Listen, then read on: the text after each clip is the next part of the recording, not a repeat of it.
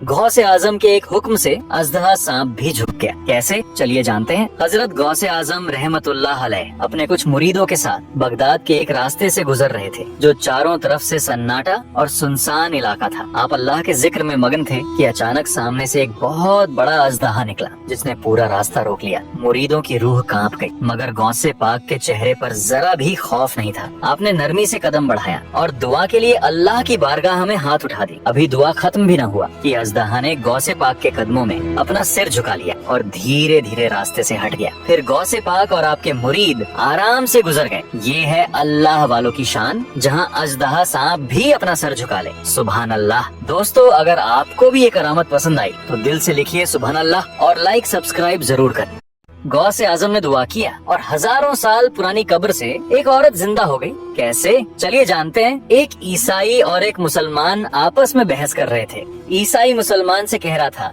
हमारे नबी हजरत ईसा ने मरे हुए लोगों को जिंदा किया था। अगर तुम्हारे नबी ने भी किसी मुर्दे को जिंदा किया है तो बताओ। लेकिन वो मुसलमान अनपढ़ था और अनपढ़ होने की वजह से वह कोई जवाब नहीं दे पाया। लेकिन उसी रास्ते से हजरत गौसे आजम रहमतुल्लाह अलैह का गुजर हुआ। जब आपने ये मंजर देखा तो दोनों के पास गए और बहस करने का सबब पूछा।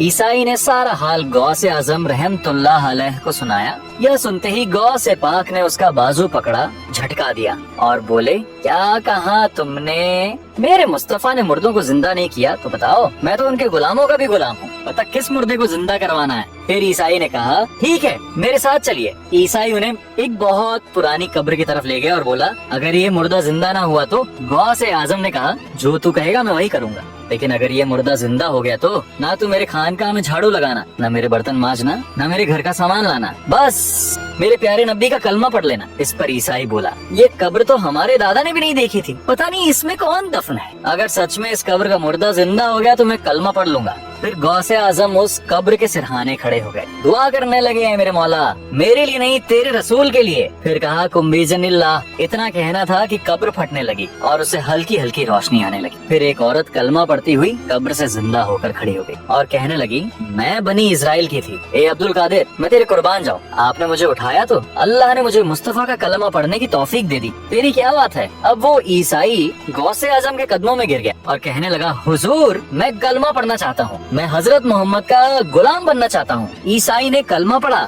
और मुसलमान हो गया। सुभान अल्लाह। दोस्तों, अगर आप भी गौसे आजम के सच्चे दीवाने हैं और ये वाकया आपके दिलों को छू गई तो दिल से लिखिए या गौसे आजम और लाइक सब्सक्राइब जरूर करें।